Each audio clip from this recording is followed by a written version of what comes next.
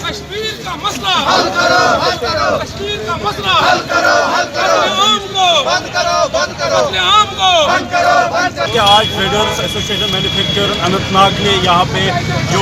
हिरासती हलाकतें हो रही है इसके खिलाफ यहाँ पे प्रोटेस्ट किया है और यहाँ पे उन्होंने एक एहतजाजी रैली निकाली और मांग की है जो इसमें लोग मुलवस है इनको सज़ा दी जाए। इसके जो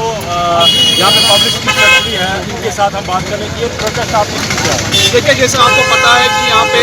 जो परसों यहाँ पे दिलदोज वाक़ा हुआ, जो पुलिस की कस्टडी में या इनोसेंट रिजवान अहमद की जो डेथ हो गई है,